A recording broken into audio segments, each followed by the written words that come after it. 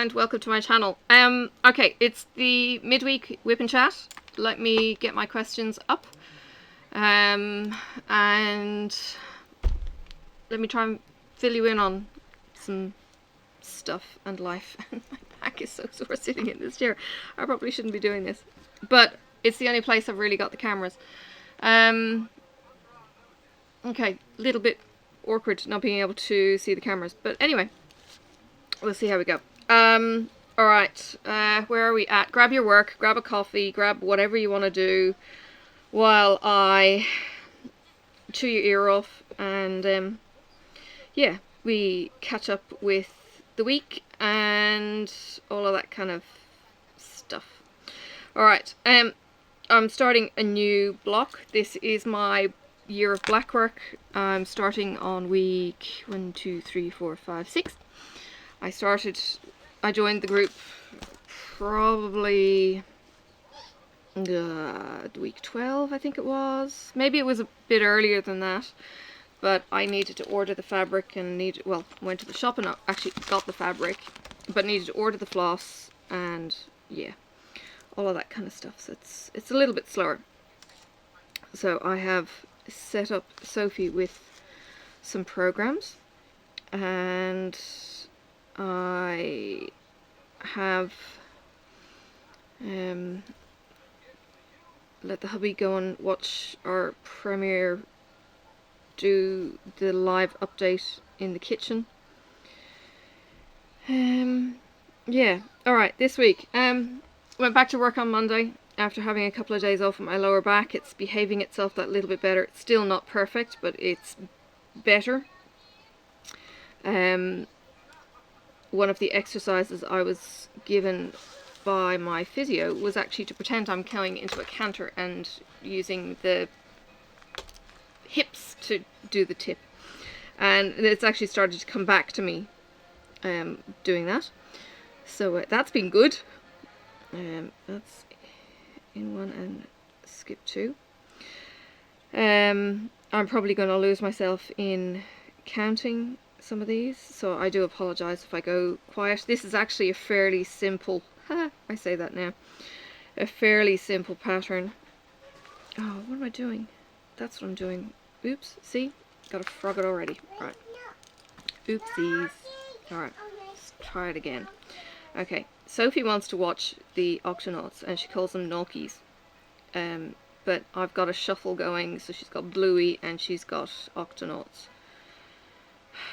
Just to keep her amused ever so slightly. Alright, let's start that again. Okay, so yeah, went into work, found some changes, was busy putting things off for a couple of months, as is our new directive. The city seems to be busier than it was the first week of the shutdown, and that kind of scares me. I actually went into the lunchroom and removed every second chair from around the table to try and get this social distancing thing happening properly in the office, because everyone's quite appalling usually. And that's quite scary. We have a cleaning roster that's being done, but again, the cleaning is only as good as the last person who touched something. No, I've gone and made a mistake. Let's start again and again. Right. Talking and cross stitch, yeah, probably not the best thing to be doing. Maybe I should be doing colouring, to be honest. Oh my god. Tuesday I started getting worried about my old cat. Astrophy is roughly 20 years old. We got her, as I've mentioned many times now, when she was pregnant with kittens, so she was probably about 9 months old. And I have had her from 2001, I guess, early 2001, so she's definitely 19, she could be 20. I've been going out each and every morning, not knowing if she was going to be out and about with the rest of the cats, because she's old and she's looking a bit more frail and that. But she's been there, and she's been, you know, fighting to stand, a little bit wobbly on the back end, but still there, still feisty, still coming for cuddles, all of that kind of thing. And I had told my kids, well, as long as she keeps doing that, as long as she's still got a will to live, I'll let her keep going. She's a long-haired cat, and she hasn't been grooming herself. So that was a bone of contention. What did I just do that for? This may not work. It doesn't always work. Let's see how I go. Otherwise, oh, that was a lucky save. So she has been coming out to eat, so that's been okay. But on, I think it was Tuesday morning, she didn't come out to eat, and I had to lift up the door and find out what she was doing. And she was still okay. She was just maybe late for getting up. It's winter starting to come in, so mornings are cooler. She could have just been having an off morning, not making any rash decisions on just an off morning, but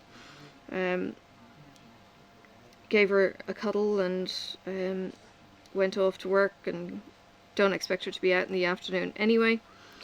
So the next morning I went out to feed them all, and she isn't coming out again, and I'm thinking, oh, okay, right, she's not coming out to feed. So I make an appointment after checking Facebook with the vet that they're still operating, they're an essential business, so that's fine. And then there was an announcement on the page saying you can no longer come into your pet's consultation. And somebody asked the question, does that include euthanasia? And they said no. So that was like, okay, cool. So I booked the appointment, I think on the Wednesday, just booked it online, and kept an eye on how she was doing. And Thursday morning was the same, she didn't come out for breakfast. Friday morning was the same, she didn't come out for breakfast. And I picked her up and I gave her cuddles, and she was fine, she was cuddly. But I kind of thought, no, she was past it, if that makes any sense. And Saturday morning was a slower start. I tend to feed the cats a bit later, and this was the day I was taking her to the vet, so I didn't really want to get up and not knowing if she'd get up. And the bloody thing was outside waiting for food, and I fed them, and she stayed out there for food, and a couple of hours later she was still out there eating food, drinking water. I'm thinking, you bloody cat. So I took her out and I gave her some more cuddles and looked at her, you know, roomy eyes, as I describe it, you know, with the red, the tired eyes, she just looked like she was having a bad hangover. And gave her cuddles and all that stuff, and put her into the box to bring her down to the vet, and took her into the vet. And they actually have a little room that they must have for euthanasia, purely for euthanasia. It's got a couch in it, it's got a couple of chairs, it's got boxes of tissues, it's got, you know, farewell books. And I'd put in the appointment when I was booking, because it didn't give euthanasia as an option, it gave sick options. And I said lame, something, loss of appetite. What did I just do? I wasn't paying any attention, and the needle moved. So we go into this room, and I have her wrapped up in a blanket, so I take her out of the blanket, and she starts walking around the room, and the vet goes, yep, they do that. So, you know, it's normal. And I know that they do that. You know, if you've got loved ones, family, you know that they perk up just before they die. It's weird, and you kind of think, oh my god, they're getting better, and then it's like, no, they were just ready, and it was their time. So anyway, she's walking around the room and she's staggering around and that kind of thing. Like, she's got no muscle on her whatsoever. You can see bones sticking through where her long hair had matted and stuff. And I was appalled at myself at the condition she was in, but she's an outdoor cat. I can't take her inside to groom her because my husband is allergic. And she still had the company of all the cats that she was used to. And, you know, she was doing okay. We clipped her last summer, but I wasn't going to clip her this year. She wouldn't have, I don't think she would have coped. And I don't know, well, she would have been clipped like naked bald. She had like baby fuzz the last time. She would have been really bad this time around. So that wasn't an option for her. So, yeah, the vet had a feel of her, because I had a feel of her when I was holding her during the week, and I kind of thought, oh, there's bits in there that don't feel like bits. So the vet also had a bit of a feel, and he goes, yeah, they're not organs. She's full of stuff. Now, she's always been a fat-tummied girl, always. But we weren't a big vet care family. We lived on a 5-acre bush and didn't necessarily have the money to be paying thousands of dollars for an operation, and I'll go into that in a minute. So we kind of let the animals take their chances, sort of, within reason. So that was understood as a thing. And yeah, he went out, got the nurse, and got the injection, and yeah, they put her to sleep, and she just fell asleep in my arms, which was so quick, because there was nothing of her, really. But yeah, so yeah, that's done. She is no longer in any pain. She is no longer staggering around. She's had 19-20 years, and I spoke about her when I got Sneaky Cat. She is my inspiration behind me getting Sneaky Cat. She is my Sneaky Cat. If I think of it when I'm listening back onto this, because it's maybe 10 minutes in, I will try and put a picture of Astrophy in her Sneaky Cat pose.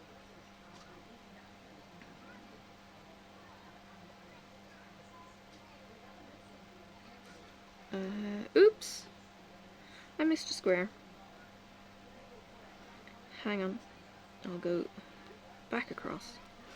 Alright, so yeah, she is no longer with us. But when I was in with the vet, I asked him about my other cats. I have another cat. I've actually got the 3 siblings, and one of the black and white boys, suddenly seemed to lose weight, and I kind of thought, I'm a bit worried about you now. And this is before I was overly worried about Astrophy, because he's young. He's 7 or 8. No, maybe 8 now. Anyway, asked about him and was wondering about feline HIV, FIV. The vet said, yes, it's a thing, but the other thing that could be causing the loss of weight is a overactive thyroid, which basically, sorry, I'm trying to get my next position, which basically means that he's burning off fuel faster than we can fill him, which could explain for the weight loss. Now, what they do with an overactive thyroid is either give medication or they whip out the thyroid. And I'm kind of thinking, yeah, surgery for that kind of thing. Okay, and I got them to quote me on the price for that, and that's, you know, $1,100–1,200. It's not covered by insurance. I don't have the insurance anyway, but it probably wouldn't have been. In the most part, the pet insurance here is rubbish. I think I mentioned that before. Yeah, so he's not insured, and I've got to make the decision of making sure that there's enough food out there for him and monitoring him. So I might take him down to the vet. They can certainly do blood tests and tell me what's wrong, and then we can do a game plan. He could just, you know, keep going potentially, and we just keep an eye on him and make sure he's got food. So yeah, we'll wait and see. So that's where I'm at with the pets. When I was out yesterday, I then went to the store. Oh, I was going to bring the plant. I got a plant for astrophy. I got a variegated leaf thing to have. So that is going to be something that reminds me of her as well. Alright. So that's my week. I'm working afternoons on Monday and Tuesday. So I may get a chance to do some more recordings. I've got a physio appointment in the morning, and I'm kind of going, what? Because I was asked to do it last minute. So I've got to be up for 8:20 instead of having a lie-in, so that's a bit rough. And then on Tuesday I've got a doctor's appointment, because it was the only time I could get. But with my lower back, the doctor gave me medication I could take. I don't know if I should be continuing to take that, but either way I'd need a script if I am. So we'll see if that might be an option, because the doctor I had been seeing was saying taking anything was not going to be an option because it would pass through to Sophie. And that's not a good thing. So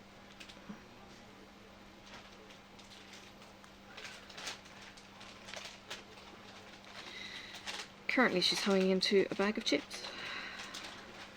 Damn girl. Alright, questions. Just cause. Let me just double check where we are up to. Alright, 15 minutes in. Alright. I'm not quite sure what number I had got to in the previous conversation starters site, but I think we'll work from here.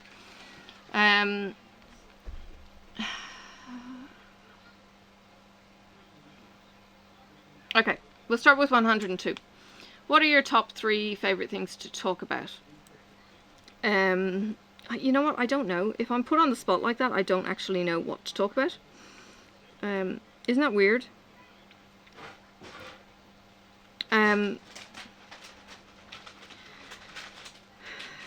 I like to talk about food. I think I've mentioned this before.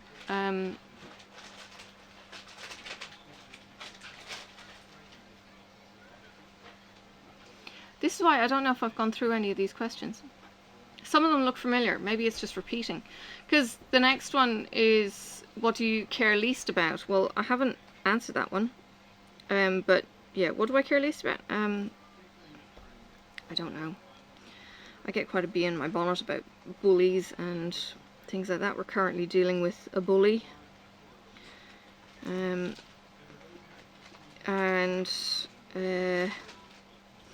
Yeah, she's not learning the lesson, and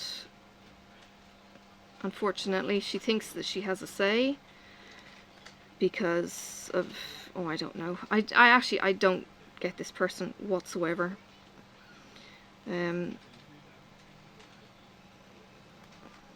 But yeah, it does stress me that we have to deal with her, actually, so I suppose that would be caring. I'm moving on. Where would you like to retire? I don't know. Somewhere. If I had the right house, it probably wouldn't matter if I was in a country that got really cold and really hot, or not. So from that point of view, I think it's the house that maybe matters rather than the country. I'm kind of liking that we're in Australia right now. I'm kind of liking pretty much everything our government is talking about right now. They seem to be level-headed. They seem to be making really rational decisions. They're making it and saying it in such a way not to lie, but not to freak people out either. Like if we were told at the beginning of these lockdowns that the lockdown was not going to be 2 weeks, the lockdown was going to be 6 months. Or, God forbid, the lockdown was going to be 9 months to a year, which it potentially could still be. The panic buying would have been even more insane than it actually is. The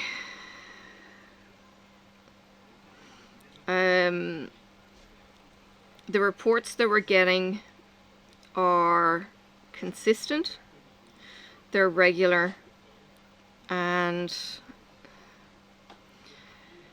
I think they're all just trying to do their best for everyone, and that's from a leadership point of view. I think the bigger issue is that the people on the street still treat this as a political game, and it's not. This is a humanity game, because, and I'm not going to put this bluntly, if the leadership is saying don't go out and you're going fuck the leadership, I'm going out, you're not screwing the leadership, you're screwing your neighbor, your mother, your father, your uncle, your aunt, your grandparents. That's who you're screwing. Or not even that. You're screwing the people that you don't know, but they might have a sick child back in their house. So yeah, I think snubbing noses and saying it's not down to the one. This is actually down to the one, I think, and I think it's, I don't know how to get this across, really. One person can make a difference, and each of the one persons can make a difference. And I think we underestimate how important the one is in some ways. Does that make any sense in what I'm trying to say without me continuing to right the way through? I'm moving on. Okay. Sorry. Would you rather live full-time in an RV or full-time in a sailboat? I would not want to live in a sailboat. I had an ex who was into boats, and the water is too unstable. Seeing the coastline, yeah, it's cool. I like living near the coast, that's cool. But I don't want to live on the water. So it would have to be an RV. And besides, with an RV or any kind of mobile home unit setup that you might have, you can travel and you can see things. One thing my husband and I, at the time, like my first husband, used to say to each other when we went traveling through Australia was, what do people do in these places? And I don't know why it never seemed to be a thing when we were traveling through Wales, for instance, but it certainly was a thing when you were traveling through the outback. What do people do?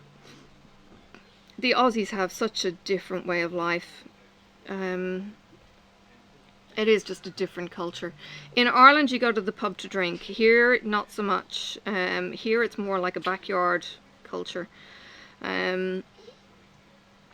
So you wouldn't see the overt, you know, camaraderie or anything else. It'd be hidden in the backyard, almost. No. No. No. No. No. Pizza. No. Go and have your water.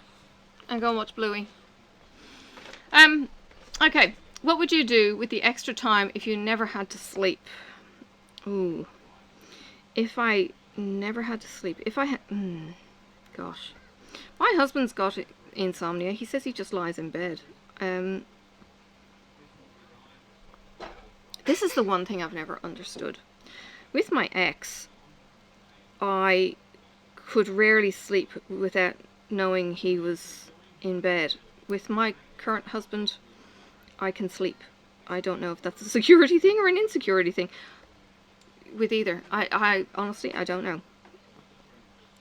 But that's one of the eternal questions that I ask. But yeah, he lies in bed, or he's up, and he might be at the 3D printer for a bit or whatever, but yeah, he doesn't sleep too well. So he is more productive, I suppose. I've never really had insomnia issues. I used to be able to drink coffee and then go straight to sleep. He would say that I didn't sleep very well, but I didn't think so. I thought I was sleeping fine. Anyway, moving on. When you were a kid, what seemed like the best thing about being a grown-up? I don't know. I don't know. I don't recall my attitude as a kid about grown-ups. I probably didn't have too much of a good opinion about the grown-ups that were around me either as a kid. What's the strangest way you've become friends with someone? Probably online. I'm friends or starting to have greater friendships with contacts from YouTube land or Facebook, and have just connected with people. My husband I met online. Yeah, that would potentially be it. Yeah.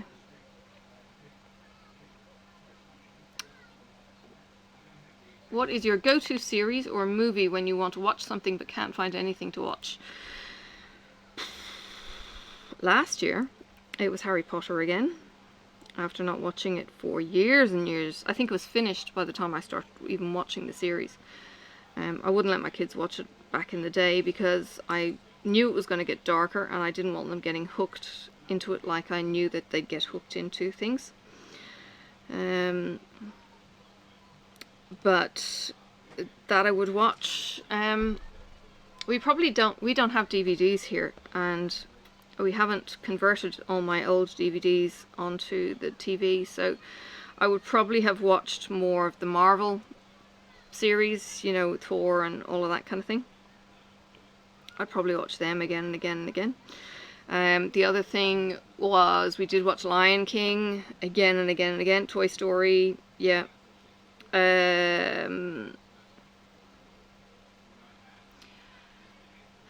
Yeah, that would be kind of it. Star Trek. I rewatched all of the Star Treks just recently. I mean, all of them except the originals. I did Next Gen, Voyager. We're watching Picard at the moment.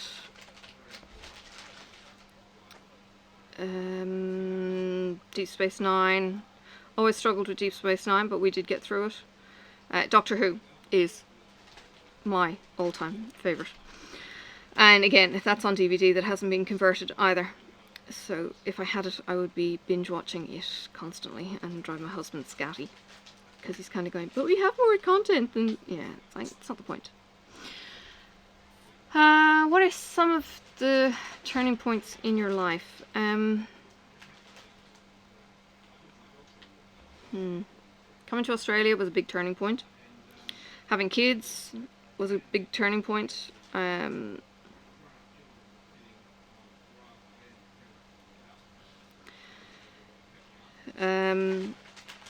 Getting into the job I'm currently in, that was huge.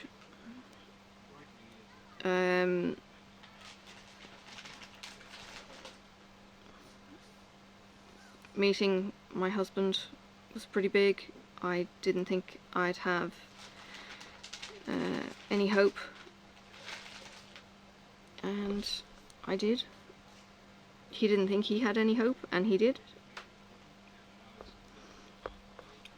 So there's that.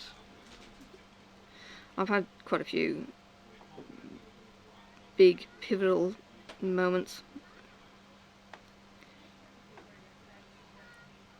Right, let's see if I can fix. It's not brilliant, but it might do.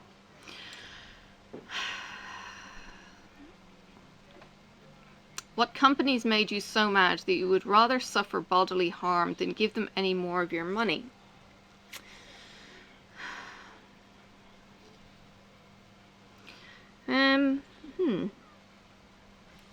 Who do I refuse to buy from? I don't know.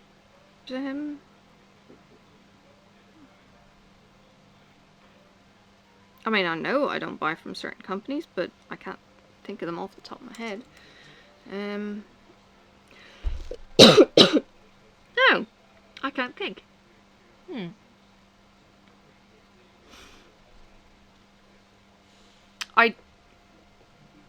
Actually, Muffin Break would be one, because they use palm oil in their muffins, and I hate the taste.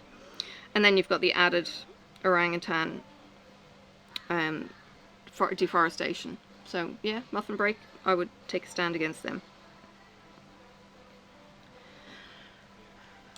What small things brighten up your day when they happen?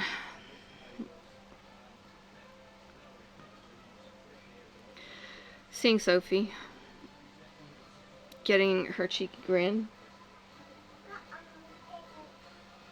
She killed her tablet this week. She threw it on the ground in a fit of rage because it was dead, and she cracked the screen. That was rather disappointing. She's starting to get much more intentional with what she wants to tell us, so that's good. But her smile, her cheeky smile, yeah, it's awesome.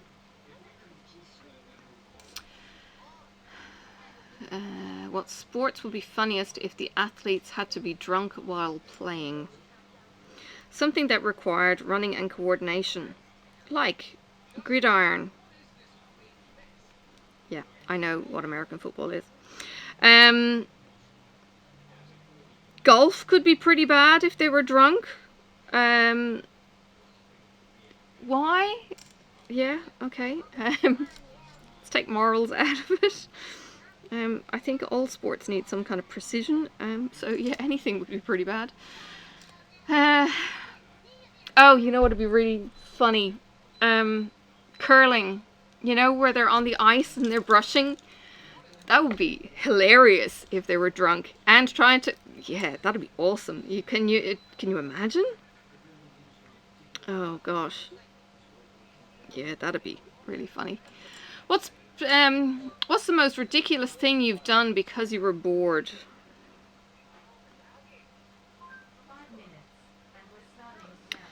I don't know.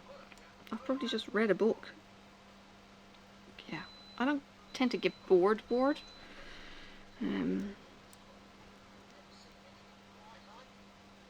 Eaten something that I probably knew I didn't need to eat. I don't know. If you could send one letter to yourself in the past without the goal of making yourself rich, no lotto number, stock picks, etc., what age would you choose, and what would the letter say? Well, that you're talking about changing history, really. And that history would then have a knock-on effect. So if I was to say something about my ex, it would mean that my kids didn't come into being. I don't know, because any decision would completely change, and I don't know if the alternate would be much better. But if it was to change my attitude, ooh,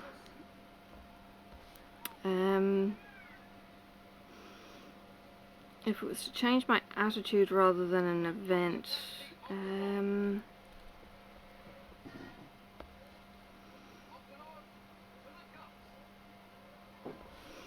It would probably be one of those over sentimental kind of things, like you're actually worth it and don't give up on yourself kind of sentiments. Does that make sense?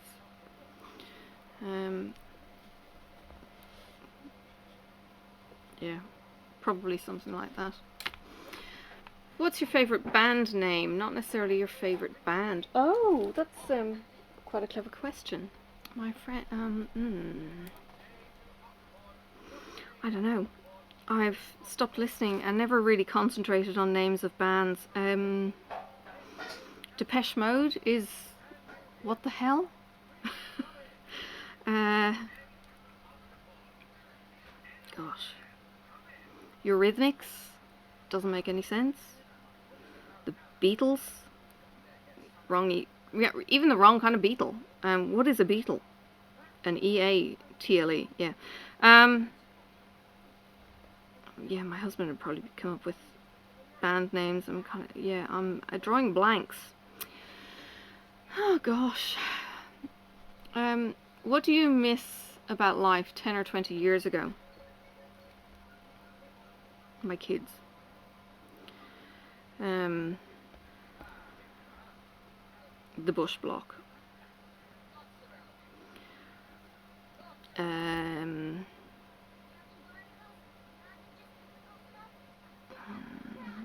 Don't know. Probably not much else. What's your favourite holiday? I haven't gone on too many holidays. I've been in France. Been on the mainland. My ex was a good one for holidaying, sort of, or travelling. I was a bit more of a homebody. I tend to travel in books, and I haven't travelled in books for quite a while. I have the book that I'm reading at the moment on my Kindle, First Wave. I probably get, I don't know, a page, maybe 2 pages before I'm absolutely out of it. Like last night, I was sitting on the couch trying to convince myself to go to bed, and, you know, doing the whole Facebook flick. Wasn't really reading anything at all, and I could feel my head kind of going, you know, that I'm falling asleep sitting upright, kind of ridiculous. Yeah. And again, tried reading when I got into bed, half a page later, and, you know, drop the phone on your face or whatever it is. You know, tell me that you haven't done that, really. Or your book, you've dropped the book on your face, you know, and you startle yourself awake again. Yeah. So my holiday is in my books. Yeah. Alright. What's getting worse and worse as you get older? And then the second part is what's getting better and better as you get older. What's getting worse as I get older is my body. My body is betraying me. It's absolutely betraying me.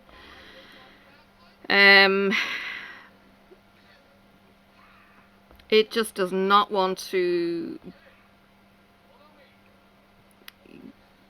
heal. I've gone and made a mistake. It doesn't want to heal. It just does not want to behave.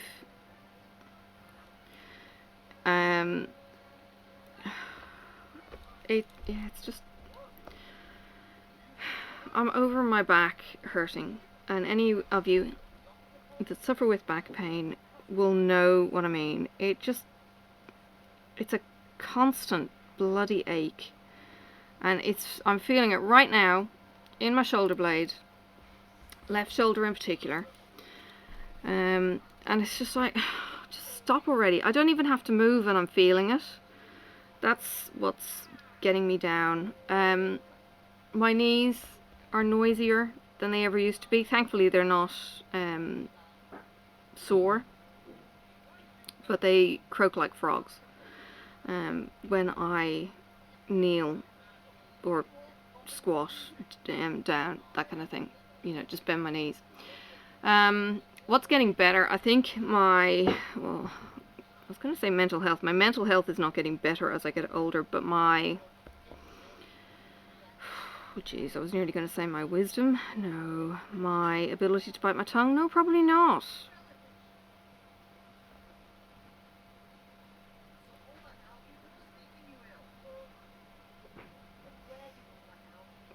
have... Okay, hang on. Brain getting into trouble here. That's... Oh, that's what I've... Oh, okay. No, I've done something wrong. No, that's those.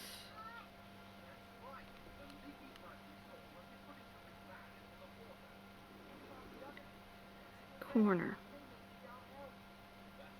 1, 2, right. I've gone wrong up here. Okay.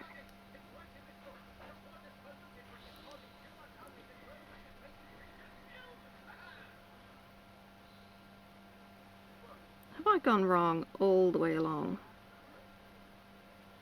No, just in this section. Right. Okay, here we go with some frogging. Gotta get a few rows back.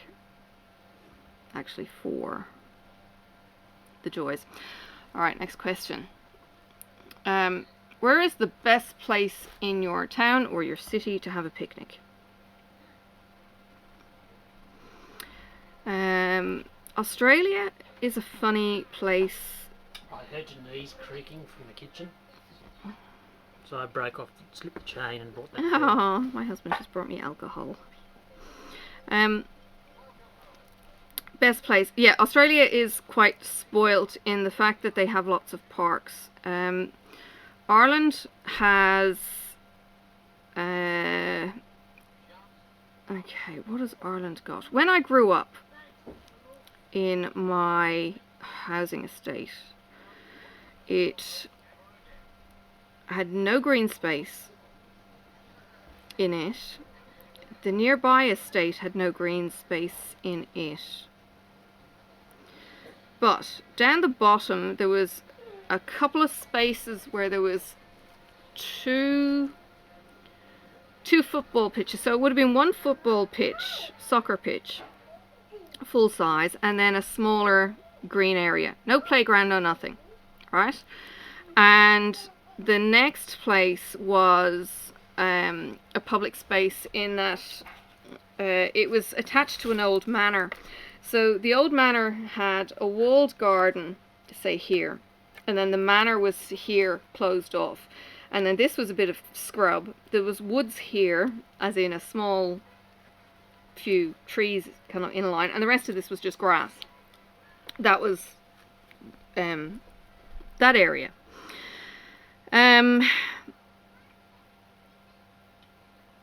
Nearby there was another soccer pitch. Down in the local town there was a park with play equipment and a big pond, and just over the over the train lines was the coast with, you know, a pretty grotty kind of beach shore kind of area. Here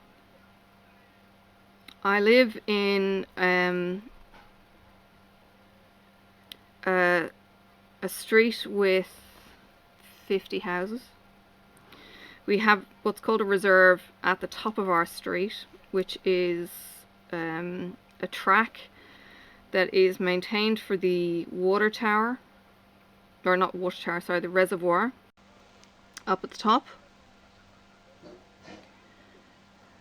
Now I'm imitating, right, so that needs to come out. Okay, so there's a fire trail, as my husband said. There is the water tank for the reservoir. There's a couple of houses, but yeah, there's fire trails and people have worn paths up there. So there's that. Down the bottom of the hill there was a primary school, but I'm trying to think where the nearest park is. A couple of streets away there's a little park with a little play area in it. A couple of streets beyond that there's another park with another little play area. Across the street from that there are another little park, little play area, bigger park, bigger play area, or little park, big park, play area. There's a couple of playgrounds that are massive. in some of the suburbs. These are everywhere here. Absolutely everywhere. So if you've got little kids, this is an awesome place to be. Yeah, there's stuff for them to do. You know, I mean, you've got the walks, you've got flat walks, you've got beach walks or whatever, but there's play areas for both adults and kids in every park. It is quite astounding, the amenities that we have. And of course, now with the shutdowns, they're all locked off, so you're not even allowed to use the play equipment at the parks. You can exercise, but you can't use play equipment, which means that your kids are locked in with nothing to do. In Ireland, the thing to do would be buy a swing set and put it in the backyard, which was the size of a postage stamp. Like, you would literally be swinging a cat and bouncing it off the fences. Your backyard was so small. They were just tiny, really, really tiny, and you had nowhere to store stuff. If you didn't have a garage, you might have a shed. The shed would be 6 foot by 4 foot, if you were lucky, in your garden shed. Yeah, and that was your yard. You had woods, and that might be the recreation. But again, nothing for little kids. Nothing, no play equipment really, except, you know, some of these big remote parks. That, yeah, parks here are amazing. I don't even know what the question was. Best place to have a picnic. So yeah, you could have a picnic in any of these little parks. What's your favourite thing to do outdoors, and how about indoors? Okay, so outdoors, walking is my thing. It's my jam, for want of a better term.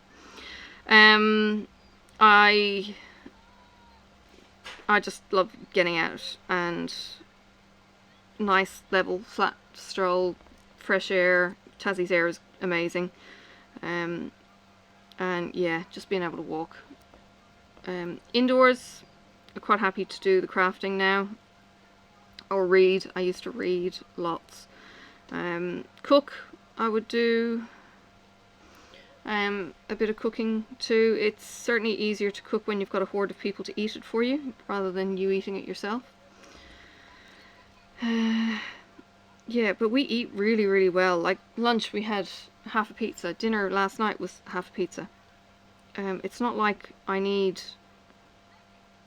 you know, donuts, muffins, whatever, because I'm lacking for other food. Yeah.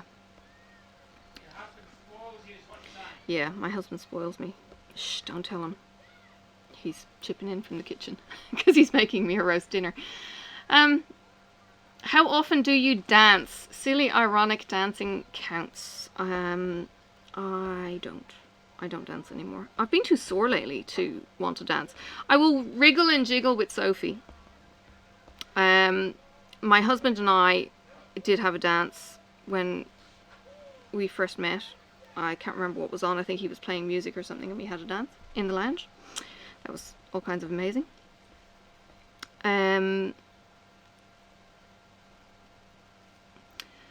But dancing. Oh, I did. Is it? I think it was Zumba. My job was giving free fitness memberships for a short period of time, and it was mostly in this gym that I went to. It was classes, and I went to a Zumba class because I used to like to dance. I used to do Irish dancing when I was a teenager, group dancing, not individual dancing. Very, very different. And I used to go to discos and things like that. So yeah, I did used to dance. I dance in my seat more than anything else. Yeah. Hang on, I nearly lost a spot. Okay. What habit do you wish you could start? Ooh. Do I wish I could start a habit? I don't know that I do.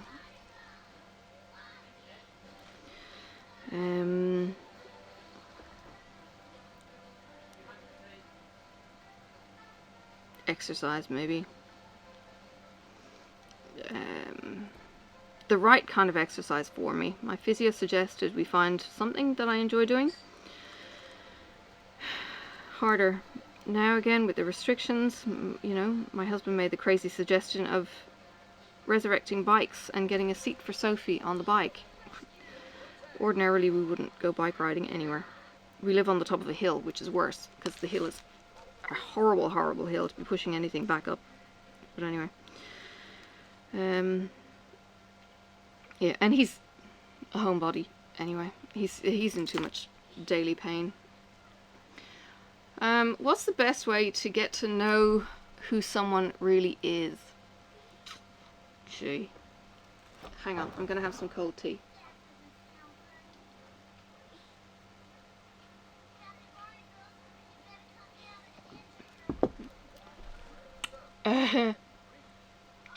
Watch the unedited bits. Does that make sense? No. I guess what you see in anyone's life are the edited versions. I was at work one day. This actually kind of horrified me at this person's behavior. There was somebody at the photocopier and something wasn't working, as can frequently happen, and this person slapped themselves on the face and stamped their feet. Now this person would probably have been late 30s, possibly 40s, I don't know. But I could not believe the behavior. Where am I going?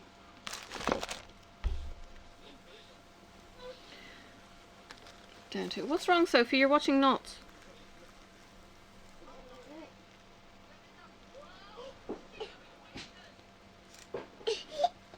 What? You go watch your Octonauts. It's the humpbacked whale. Hey.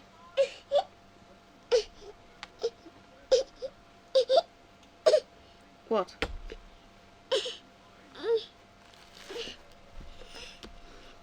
Hang on. Oh. Sophie says hi. No. No, you're not having chocolate. I thought Daddy just gave you something. Oh, I can't see around you now.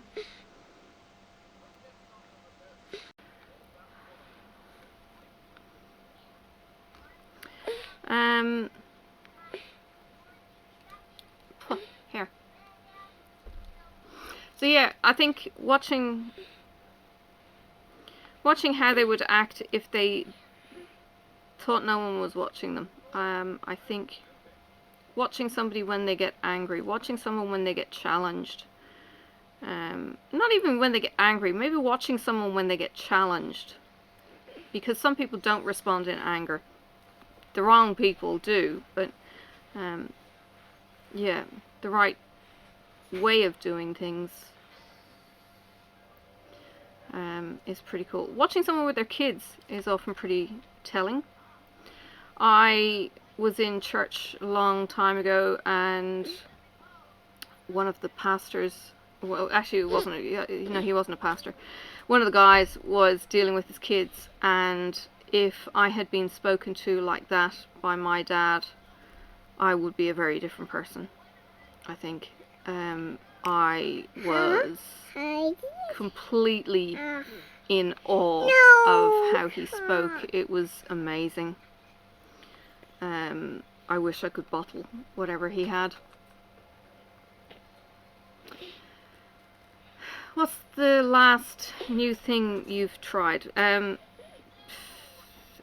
last brand new thing I have tried is diamond painting. I have cross-stitched before, 20 odd years ago, so pick that back up again. I've the corner to corner blanket was okay, it was new, but I had crocheted in the most recent history was probably a year ago. I'm going to put you down, Sophie, because you're not going to fit if you're going to try push. Go. Go, go. Ooh, knees. There you go.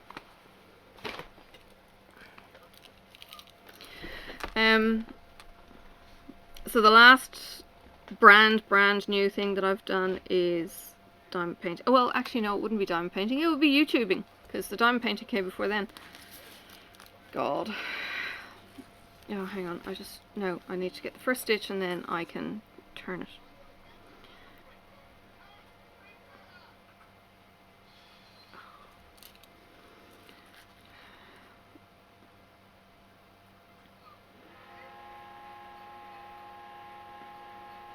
Gotta double check that I'm in the right. I don't know if I've made the right decision in doing the border first, but it is what it is.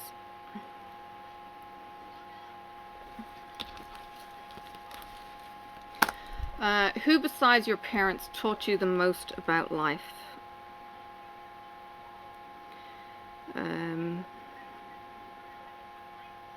Gosh, would that be my kids? What's in the middle?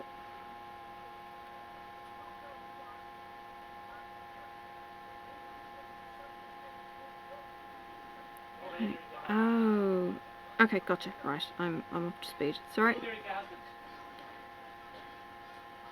Okay.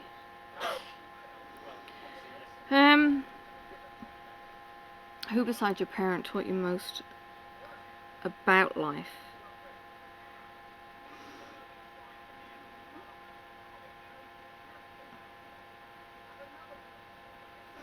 That's a mistake.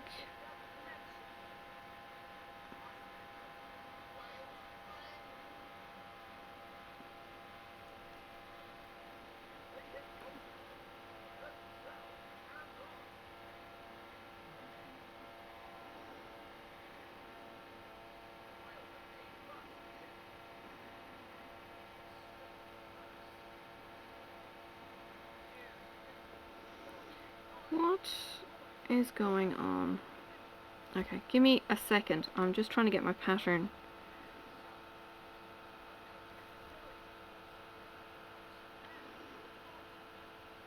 So there are those crosses.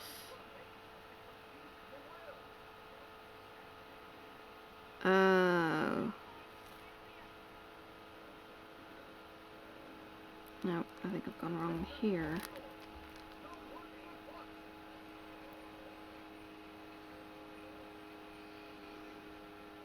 That's not in there.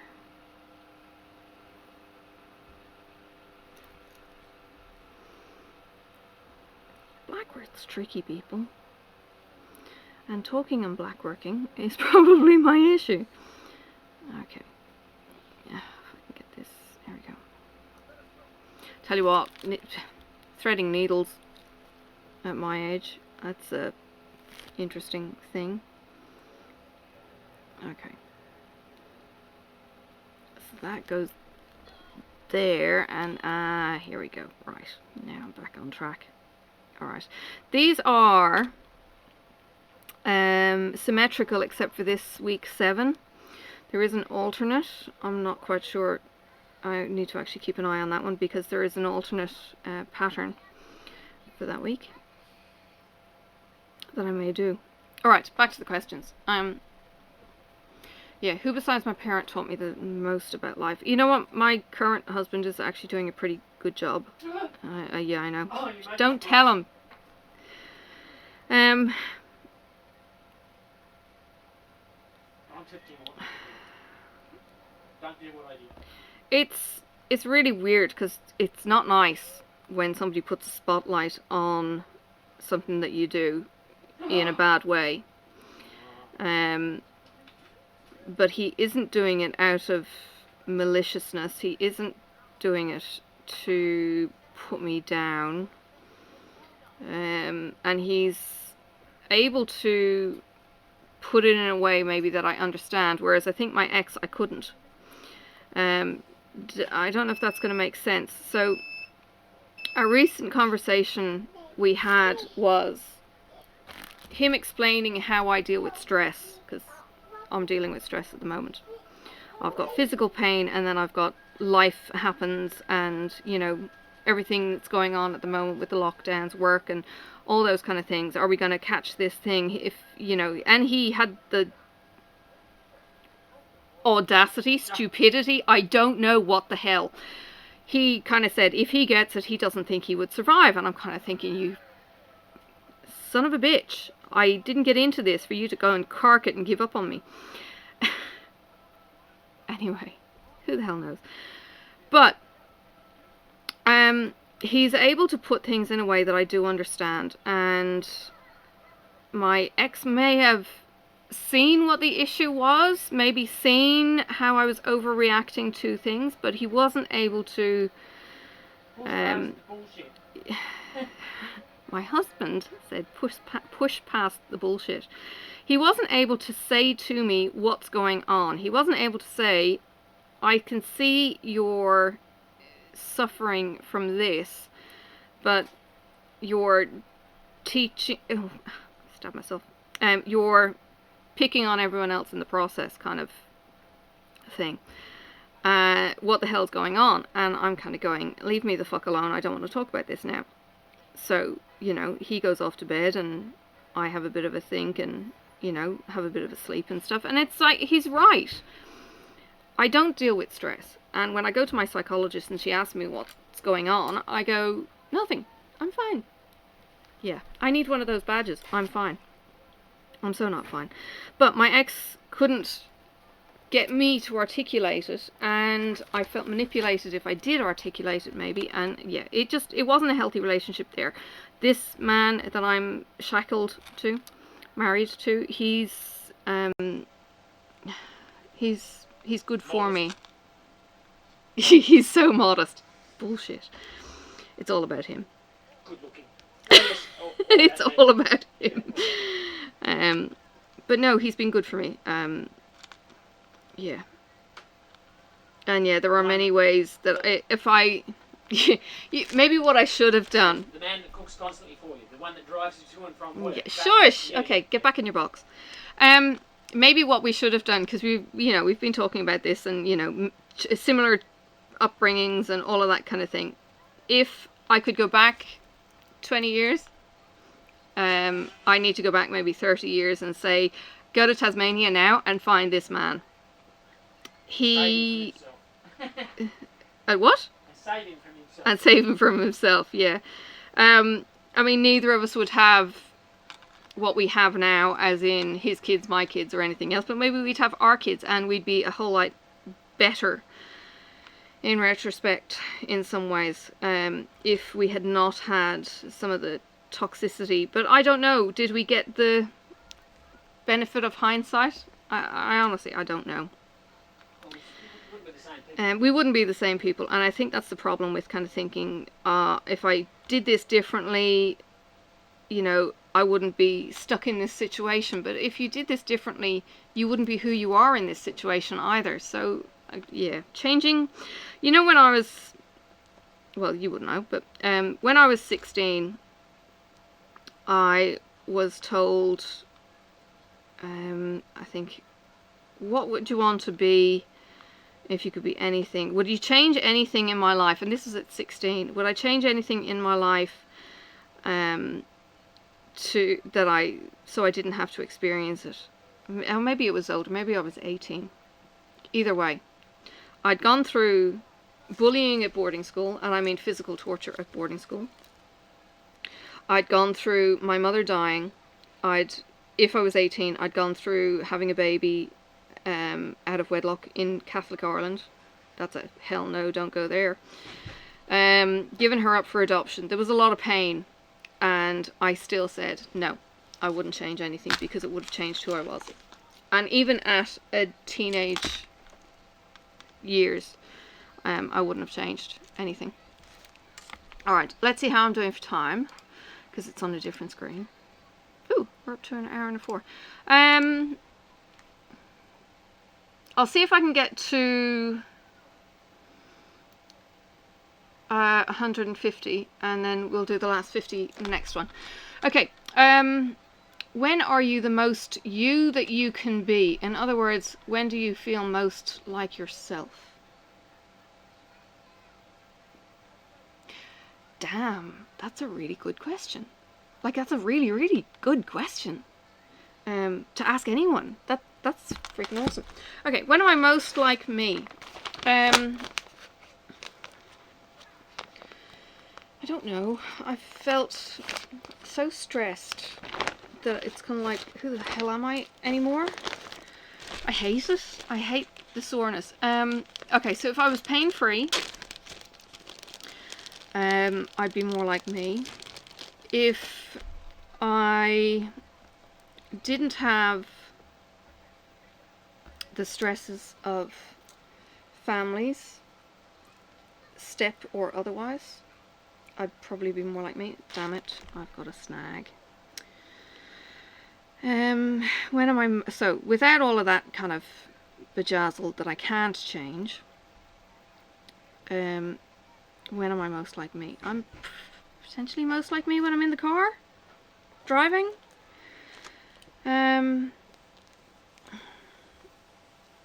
When I'm walking, I should do it more often then, shouldn't I? Yeah.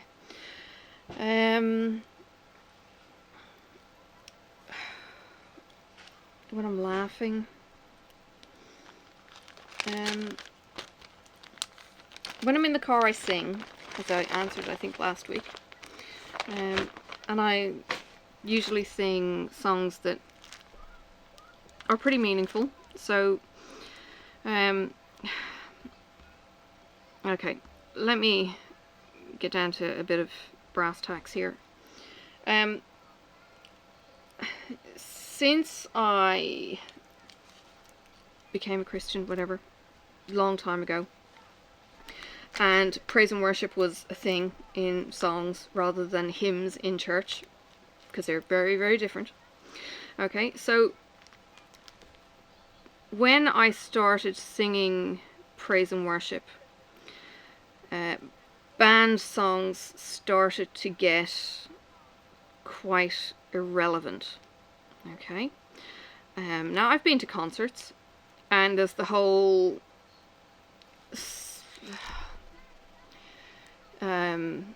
crowd adoration, you know, hands up in the air, you know, waving your hands. Now it's a very different feeling when you're in a gig than when you're not. Let me just get my point that I finished on. You know, you get into the music, you get into the atmosphere and all that kind of thing. But when you're singing some songs that are The Police, Every Breath You Take, you know, you might sing it in a crowd, but it's been bandied about as being the Stalkers song. Every breath you take, every step you take, I'll be watching you. Now, it could be a song of adoration, as in, I watch every step that you take, I see every breath that you take, and it's a love song. Or it could be the Stalker song, because it's downright creepy if you think of it from that point of view. But when you sing a praise and worship song, it's out of you and you're singing, whether it's a church song or it's a worship song, there are differences. There are some songs that you sing to the crowd, you sing with the crowd, and there are some songs that you sing from you to God. It's those songs, the singing you to God. It's the in Ireland you just didn't do this. As an Irish Catholic, you didn't raise your hands. You were stoic. You didn't even look. Irish dancing, your hands were down by your hips. You didn't wave anything. In praise and worship, there's a meme that goes around, and it's kind of like all these different hand positions. So you've got your hand half up, and you've got your hands half up, and then you've got your arms up, and you know, different stands of Pentecostal labels. Okay, look, it's labels, and there is something about if you've got the mindset that you're singing to a greater being or you're singing to a person. I wouldn't be kind of going, oh, I worship you to a man or a woman. But if it's to God, yeah, maybe. It's different. It's a very different kind of mindset. So when I'm most me, it's probably when I'm singing praise and worship. It doesn't mean it's always easy. When I had my first miscarriage, I was bitterly angry and hurt for about 2 weeks. And then I got in the car and praise and worship came on. I may not have had it on in the previous 2 weeks, I don't know. But I sang and I bawled and I meant the words. And ever since then, there's been a song that comes from Psalm 13. How long, O Lord, will you forget me? But still, I'll trust in you. And it does feel like that. When you get into a dry space, it does feel like that sometimes. But there's still that trust. As crazy and all as it might seem, and you kind of think, where the hell are you in all of this? Why am I hurting so badly? And I was hurting badly in my marriage through various realms. I cried out and I got no answers, but I still come back to the maniac David, who I think was manic depressive, because he'd have his highs and his lows, and he was being hunted by Saul. As if that wouldn't scare the bejesus out of you. Like he was being hunted by a madman who was trying to kill him constantly. Who he thought was his son. You know, he loved David like a son. He had, you know, his son Jonathan was best mates with David. Take it the wrong way and people will say, oh no, Jonathan and David had, you know, gay relationship kind of thing. And it's kind of like, no, they were mates. Anyway. So he didn't exactly have, you know, happy-go-lucky life. Or anything like that. So yeah, what I mean is, you've got this basket case who can still have this great faith. So he was one that I was probably having a great affinity to. So he kind of led the way, I suppose, for me to hang in there in a lot of terms. So, yeah, praise and worship. I couldn't be most me. I don't always get it right. I sure as hell don't get it right when I'm not focusing. I get angrier way more than I should. And again, that's because my husband says I'm not processing my stress. You're not what? I'm not processing my stress. In a healthy way. Something like that. That doesn't sound like my words. It doesn't sound like his words. No, I've probably just plagiarized something else. Okay. Didn't hear that. Now he's pretending not to listen. Alright. How much social interaction is too much? You know what? I have changed. I would always be out. I would always be hanging out in the groups. I wouldn't necessarily be talking. I don't know. You'd have to ask my teenage year peoples what I did. I went to Venture Scouts. I was what I thought was an extrovert. I think it's been mentally exhausted out of me. When I moved to Australia, we moved to the 5-acre block. I had 4 kids, 4 tiny kids. The eldest was 7 and the youngest was, you know, 6 months old when we moved to this particular block. I didn't know anyone. I had to purposely go and find friends. And it's very hard to go and find friends when your friends have already got friends. They're not interested in taking on someone new. They're not interested in taking on somebody from another country. You get lumped in with the other people from other countries because they think you'll fit in better with them, which you do because you talk the same cultural language maybe. But you kind of want to integrate in with the locals and they won't let you. So I think I became more introvert. I became happier in my own skin. I became somebody who would go to the coffee shop on their own, read a book, and not give a shit. Where am I going? I'm going there. So I think I became an introvert, if that makes sense. I know they say extroverts recharge when they're with people and introverts don't. Now, I could be an ambivert, true, but now I tend to recharge alone rather than with people being out with people is quite draining. It had got to the point where I was going out 7 days a week, you know, with church on Sunday, and the Tuesday night would be prayer meeting, Wednesday night was connect group, Thursday night was something else, Friday was youth group. I was always out.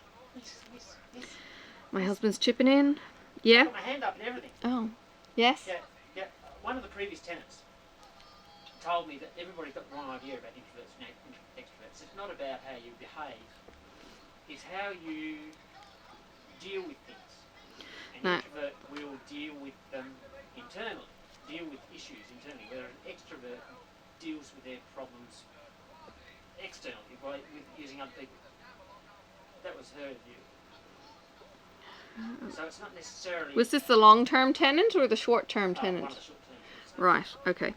So what he was saying there was, if you're an introvert, you deal with things internally, and if you're an extrovert, you deal with things externally. Now, he doesn't know if that's true or false, and that's fair enough. But it's an interesting concept. I don't believe it, I don't think. Might have to think about that one as a theory. I would go to people for advice. I struggled, and again, this comes down to the whole biblical concept of covering for your mate kind of thing, and I'm kind of going, hang on a second, how do I get advice on how to deal with something if I can't talk about what they do?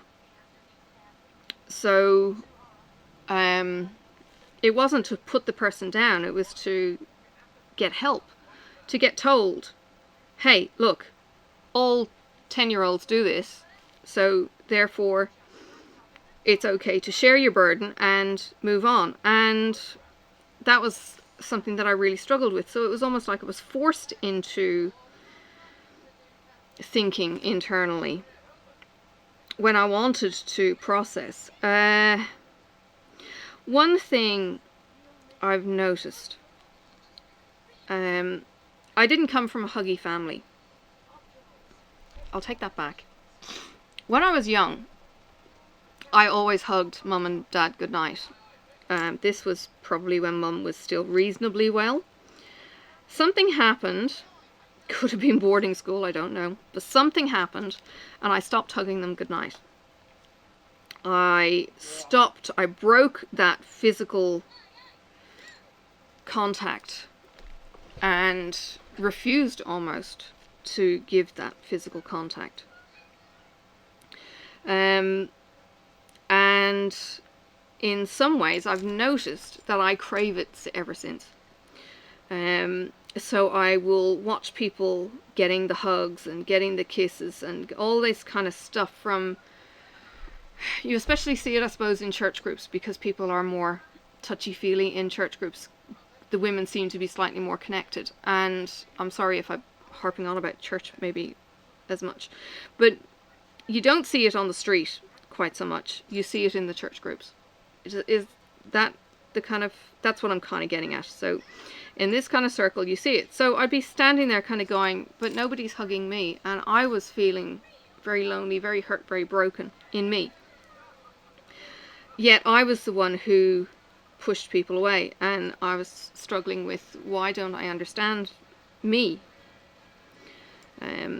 You know, that kind of thing. So I'm kind of thinking, oh, am I just better off alone, and all that kind of carry on?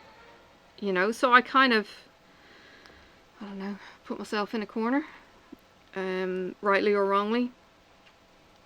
And when I was in training for my current job, it was there was a live-in training period, and they would go to the pub in the evening a couple of nights a week, and I'm kind of going, I could not give a flying fuck about going to the pub to watch people getting pissed while I wasn't a big drinker. And I would kind of go, nah, not into it. Or I'd go off at lunchtime to be on my own because I had been in the classroom all morning or all day even, and I just wanted some bloody alone time, and my brain was just filled with all of this new stuff when I was trying to process everything and the people, and it was just like, ah, yeah. That was overload. For me, that was like, oh my God, get me out of here, please. So from that point of view, yes, I was very, very much introvert by that time. So that was mid-2000s. Whether or not I was always a bit of a loner, yeah, I don't know. I honestly don't know. I mean, I was reasonably happy doing things on my own, but I still craved company too. But it was more craving quality conversation. I hated small talk. If somebody was to come up to me and start talking about the weather, and then the next person was just talking about the weather, I'd probably go to a wall and beat my head against it. It would completely do my head in with crap, to the point where I'd be trying to, you know, dig deeper and find something that made that person tick, so that we actually had something they were passionate about, and you got some life rather than the we're just here to kill time, so tick tick tick blah blah blah kind of conversation. Yeah, that was a bit of a question.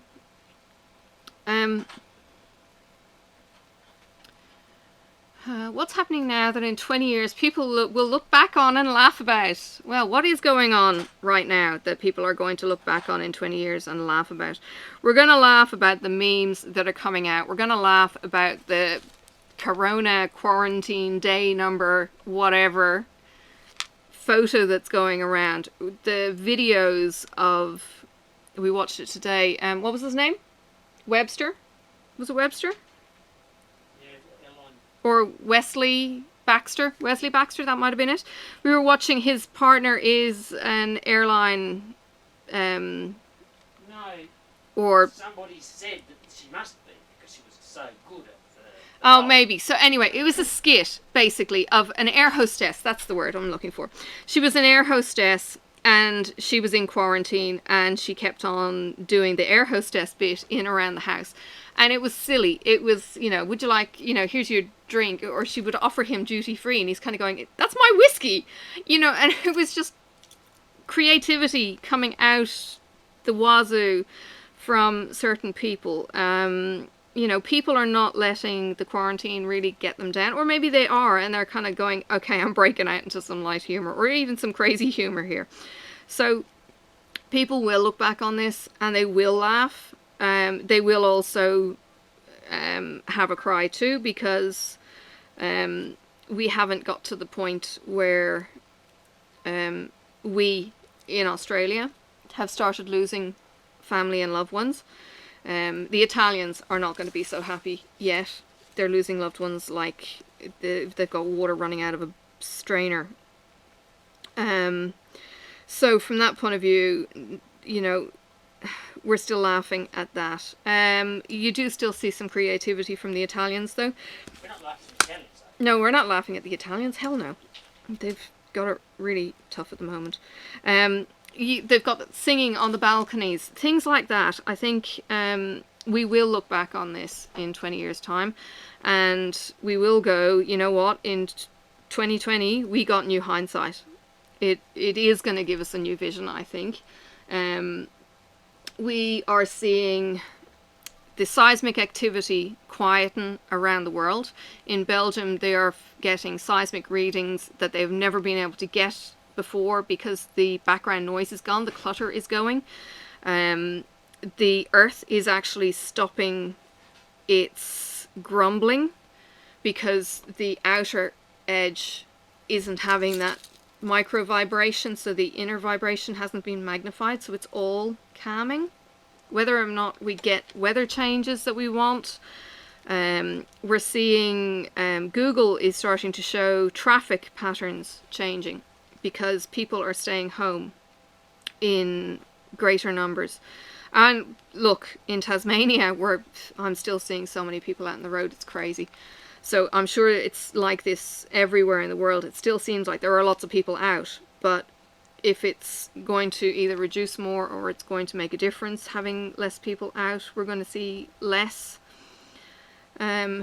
pollution India apparently is less polluted than it was. Whether the smog is going to clear in places like, is it Beijing?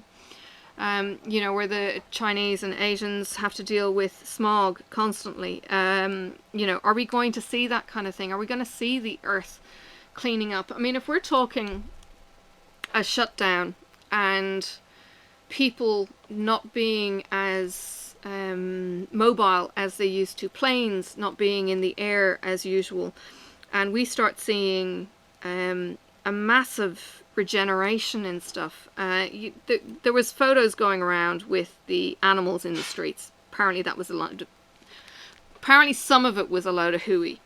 There may be some of it that's true, because there are things like urban foxes.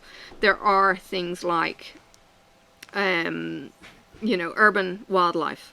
It's there. You see it in the documentaries. There's a documentary that's been done on cats, and they're right through amphitheaters and all that kind of thing. So it's not that they're not there, it's just that we either don't see them or we don't care. There's falcons on the skyscrapers in the cities. Things like that. So we will see, I think, the world change. We may see the world change for the better. If we get the right people making the right noises. And I think that's what's key. It's trying to get those right people. To get the people who can make a difference. So get the people in industry who can go, you know what, this is what we need to, I don't know, run an electric car. We don't need the petrol. We don't need the high cost. We don't need this. We need to work from home more. We need to have that paradigm shift in us to keep going in a different way so that we don't rape and pillage this amazing earth that we've got that regenerates. I mean, I've seen photos of Chernobyl, how it's been deserted and how it's regreening. Okay, it might be toxic as all hell, but it's still regreening. Biology is incredible. How it will regenerate if we leave it the fuck alone, in some instances. So, yeah, I think if we can learn from this, we bloody well should. I really do. And if we don't learn from this, oh my god, we really should be put down. We're so bad for the human race if that's the case. If we can't see the benefits through what happens, we really are not worth continuing as a race. But that's just my 2 cents worth on that one. Hang on, let me poke. On a weekend or holiday, what's the best time of day and the best time of night? I don't have weekends and holidays, really. Yes, dear? Burger night. Okay. Pizza. Roast. Yeah, okay, but we don't get sleep-ins because we have a 200-year-old who still wakes up at 6 o'clock in the morning to come in and, you know, interrupt and do all that kind of thing. Best time of the weekend? Well, obviously it has So, those 3 meals. there is no sleep-in, if that's what it's implying by weekends and holidays, right? Which isn't a problem. Early mornings are amazing. Sunsets are amazing. Sunrises are amazing. Sunsets are stunning. Watching the moon coming up is incredible. Yeah. It's... Yeah. Sunset, sunrise, because the sky changes so rapidly, I think. It's not just the blazing portion of the day. Things start to wind down. Hopefully you get some child-free time if you've got kids. But the best part of outdoors, nature, sunset, sunrise, raining after it's been dry for a spell, the smell of grass.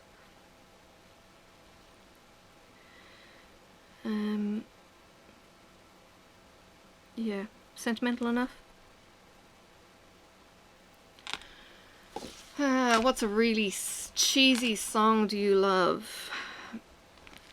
When it first came out, I hated the song Happy. Stop it.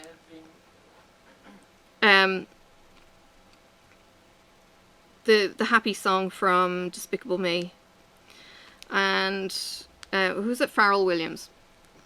Because I'm happy. I thought it's cheesy. It's really kind of, oh my god, it's playing again. But I think watching the movie converted me on that one. Watching how they've given the persona of Gru and the girls, and he's, you know, the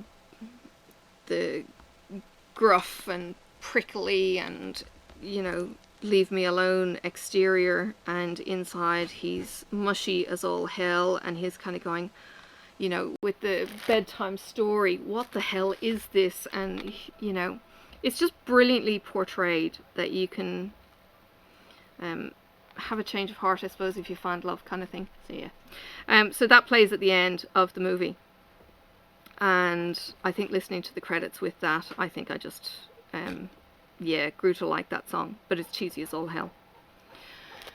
What is the worst and best job you've had? Okay, the worst job I had wasn't bad because I didn't enjoy the job. It was bad because I felt I wasn't listened to in the job. It was working for a company called Super Quinn back in the day. The whole thing with Super Quinn was, you know, we're here for the staff members, we want to hear your ideas, blah blah blah blah, bullshit, bullshit, bullshit, because they could not give a shit. It got to the stage where I found they'll take your ideas, they'll use it as their own, and they'll fuck you in the process. They professed to allow you to have time off to study, yet when I asked for time off to go study, they said no. And I handed in my resignation. This was on the back of paying my childcare more money than I earned as well one week. I cried with that because I got taxed, she didn't. And yeah, that cut to the quick, that one. But I handed in my resignation, and the weight of my shoulders lifting was incredible. I didn't realize how stressed the job had made me. It was a job that the cash registers were under the heating fans, the air conditioning units, and they used to blow down on the cash registers, and because of that blowing, I used to get sinusitis for every single cold that I'd get. So I was in an awful lot of pain with the sinusitis, and that happened for years. I'd probably get 2 colds a year. The sinuses would get impacted. I didn't know how to treat it. It was all new to me. I was in a lot of pain, and yeah, it was one of the best things I did was handing in my resignation on that job. And it took another couple of years for my sinuses not to overreact, and me to learn what an early symptom was and get treating of it. Yeah. So that was the worst job. Best job? Gosh, I have a lot of fun in my current job. I really do. Yeah. It's hard work, but it's terribly rewarding. And it's awfully heartbreaking in some circumstances too. Hang on. Alright. What's been the most significant plot twist in your own life? Whew. Moving to Tasmania.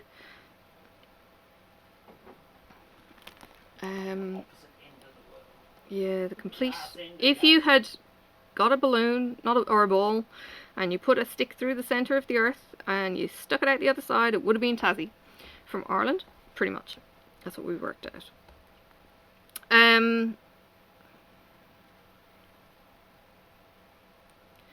Yeah, that's been a pretty big plot twist. The other one would be that I divorced. Being brought up as an Irish Catholic, you just didn't do that.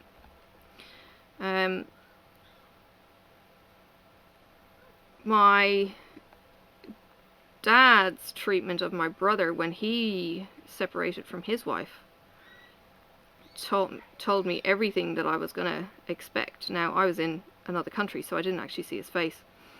But, well, I didn't see his face when I told him about mine, but I saw him when my brother told him about his. It wasn't good.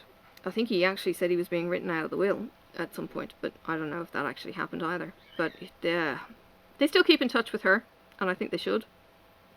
And the kids still keep in touch with Dad, and that's awesome. And then another brother got divorced, and yeah, so there's 2 of us divorced. One of them has been married for 37 years today, I think, which is awesome. And to be honest, I don't know how they've survived, because she's a nightmare to live with when I've seen the 2 of them together, and I don't know how he puts up with her, and he is just as scatterbrained, and I don't know how she lives with him, but somehow they make it work. She said that they actually have a lot in common, and I think it's really, really cool. Yeah, it's really cool that they're still together, and they still fight together, and for each other and everything else. I think it's really cool.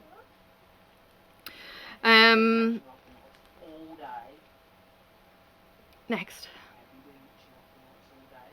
Where did you take family vacations when you were younger? The River Shannon in Ireland is the longest river in Ireland, and Dad used to take us cruising. Dang it, the thread's getting really short. He used to take us cruising on the river for a long weekend. Us, me, him, and I can't remember who else used to go along, but there was usually another family. At one point it was my cousin. But I can't remember who the other people were. There was usually a 4th or 6th birth Your who? The first thing. husband? No, Dad. I thought you said at one point it was your husband. No, first cousin. Oh, cousin. Yeah, first cousin. Being married to your cousin, isn't it? Yes. But yeah, cruising on the Shannon when I was a teenager. When I was a kid, we went to the Isle of Wight, and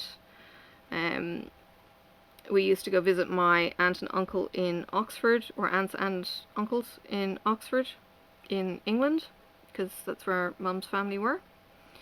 So yeah, there would always be a purpose for the visit. It was to go visit family, and we'd be visiting people.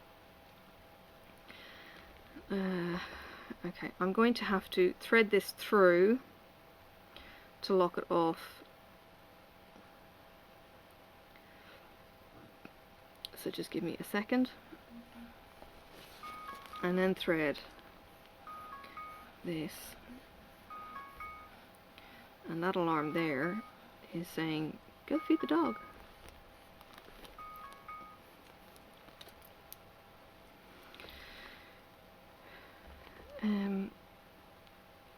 So yeah, England, so that would mean driving through Wales, which has a soft spot in my heart because I love the mountains. And driving through England, yeah, love the rolling green fields. Dad would take us on car drives, car trips, day trips, I don't know. I don't even know where we were going. We were probably going to visit family. But we'd road trip, and he'd sing in the car on the way home, and I remember him doing that as I was growing up. I don't know that it was necessarily vacations, but yeah, that was the thing. What's my go-to funny story? Do I have one? Do I have a go-to funny story? I don't feel like I tell funny stories. My husband seems to be a much better story. Everyone I know seems to be a better storyteller than me, and I certainly can't tell jokes. I'm hopeless at telling jokes. But funny stories, I'm not sure. Oh. Go-to funny story. There's No. three.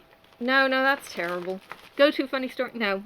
I don't think I have a go-to funny story that I would kind of say, oh, let me tell you about... No. It's the joke that I want to hear all the time. There's no way I can do it. Yeah, but that's... I'm Irish in Australia, okay? Now, you know how we listen to Rachel Rae I'm talking about, because she's awesome, and because she's American and she's living in Ireland. But anyway, I started listening to her, and I was listening to this Yankee first, and she was talking about diamond painting, and I'm kind of thinking, yeah, right. And then she'd say, but, and I'm going, what the fuck? Sorry. That's not American, that's Irish! What the I can pick an Irish accent, you know, just instantly, okay? So I'm listening to her and I'm going, whoa, stop the phone here. And I started listening a bit better. And I started hearing the accents and it was just like, well, this is so weird. And eventually the story came out in her videos as she was just chatting away in various videos, and it was like, oh my god, you're American and you live in Kerry, and it's like, oh my god, I've been there, and it was just like, oh, you are a sister from, you know, another family kind of thing, and it was just like, ah, got all excited and giddy, and you know, we've become friends since then, and I will giggle at her Irishisms that she may or may not realize that she's got, because people might point it out, and I don't point it out to be insulting, but I think I need to anchor it better. I think I messaged her and I might have said something to her, and it was like, where are you? And it was the way she was saying certain words, and I'm kind of going, you're in south of Ireland, and I could pick it. Well, I have the same issue in Australia. The Australians, and sometimes this is a pain in the neck, so I get the whole kind of, oh, can you say such and such? And it's like, really? So when I came here, and I know I've talked about this way back in maybe one of my first couple of WiPnChats, I used to say my name over the phone to people, and they'd say, can you spell that? And it'd be like, yeah, M-E-R-R, you know, continue. And they'd be going, what? And I'm kind of going, what am I saying wrong? What's wrong with the letter or? Because that's the letter R. Australians don't say or, they say R. And I'm kind of going, oh, for Pete's sake. And the first couple of times I'm going, can you spell your name? M-E-R-R. And I'm kind of going, far out. It sounds like I'm saying hardy har har. And it was just, it grated on my precious little Irish ears. Anyway, now the running kind of piss take, because it still hasn't been battered out of me, clearly, is me saying the number 3. Now, in my head, I'm saying 3. I'm saying th, and re, and apparently to the Aussie ears, they hear tree. Oh, it's just like, oh my god. So I tripped over this joke that was typically Paddy going to get a job kind of thing, and the boss was kind of saying, oh, you know, need you to do some maths for me, so I want you to... For a job interview. Yeah, he was going for a job interview, and the boss goes, I need you to represent 33. And Paddy is sitting there and he, you know, rubs his head and he kind of goes, you know, using a drawing or a diagram, yeah. He goes, oh, okay, and he draws 3 trees. Oh no, sorry, he was supposed to represent the number 9, but with a drawing. So he writes 3, draws down 3 trees. 3 trees. And the boss goes, what?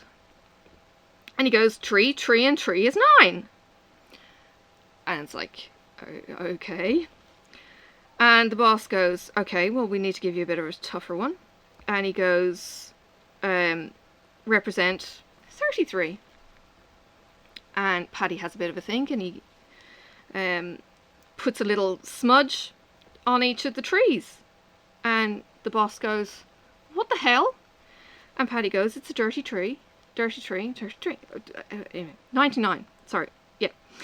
Anyway, see, I'm bad at telling jokes. I can't even remember. I normally read it. No.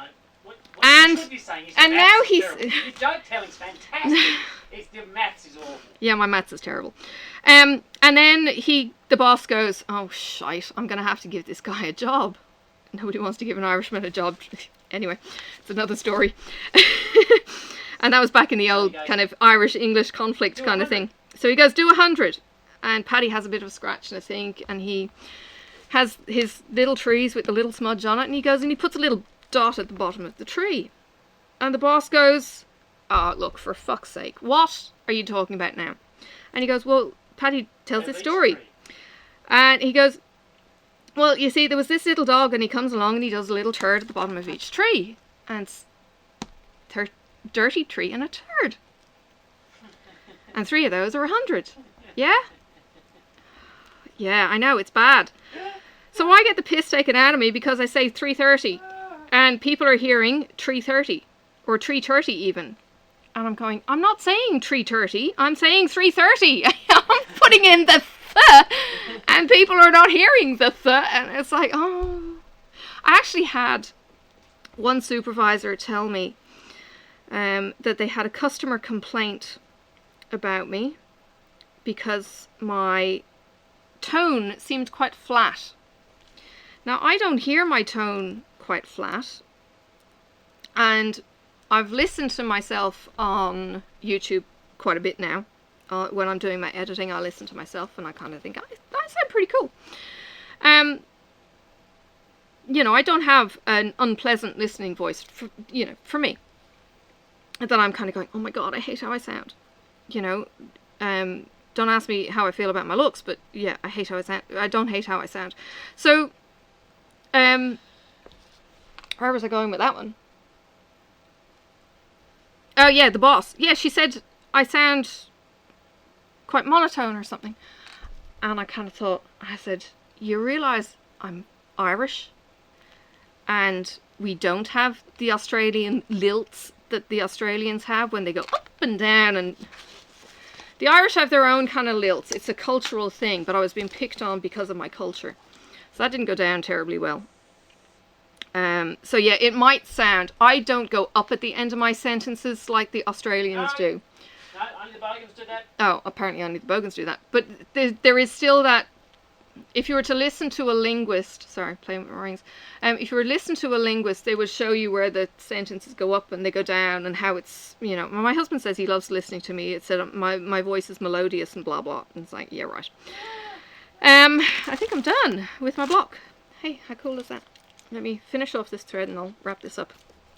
So, yeah, I got bagged out for having a flat accent, and I'm kind of going, oh, that's all kinds of inappropriate, racist crap, you know. But it wasn't the first time I had faced racism in Tasmania. I had a teacher, I think she was a teacher back then too.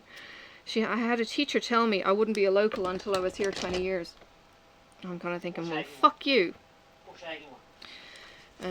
Sorry, I've been swearing a bit maybe in this, but sorry, not sorry. Yeah.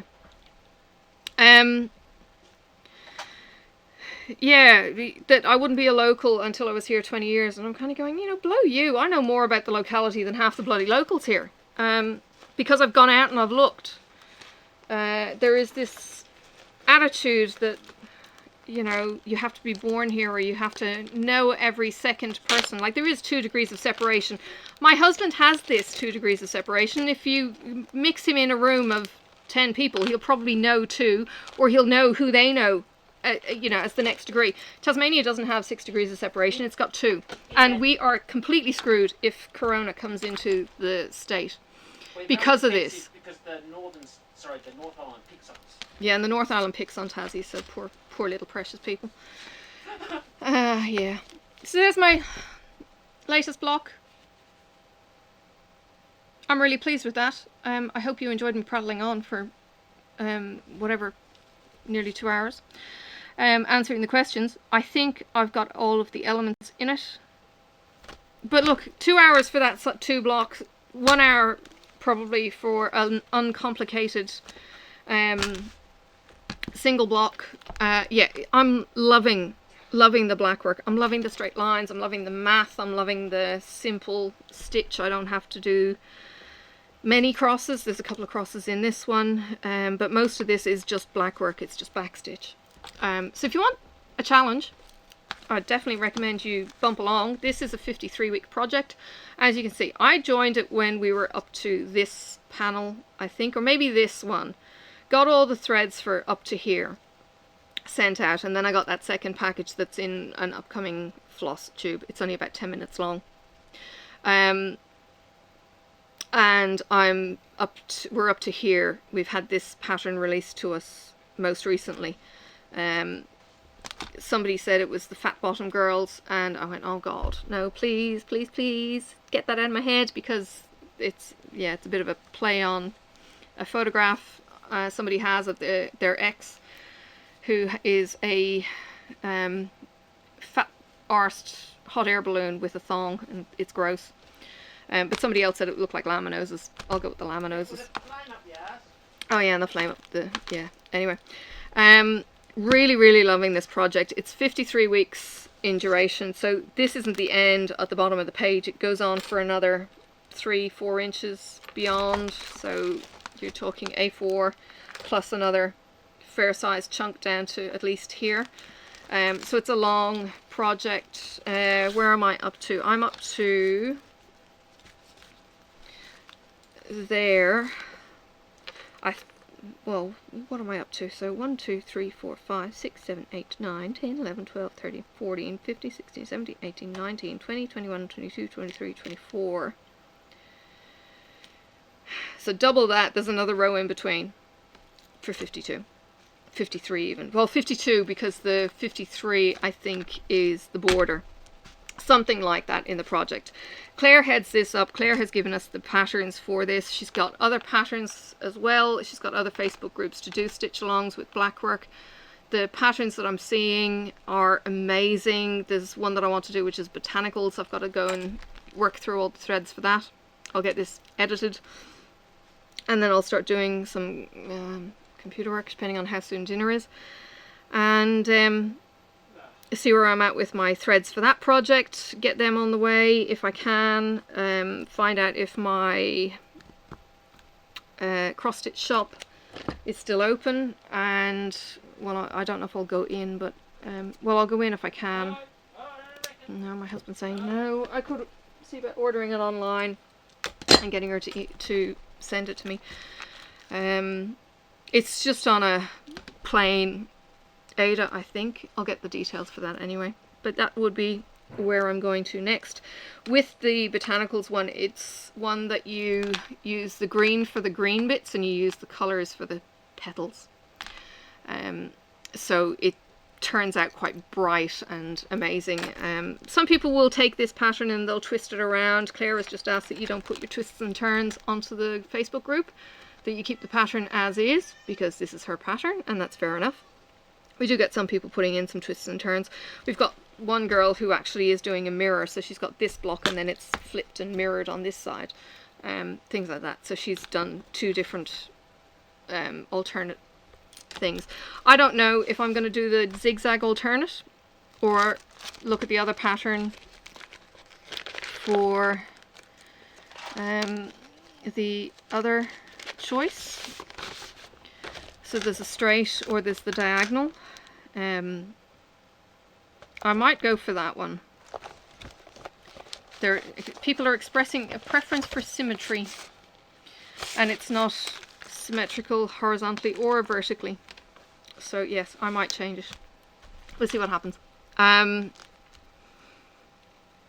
There is going to be another couple of alternates through the process. I don't think I might skip that week and go on to the next one and see what fits.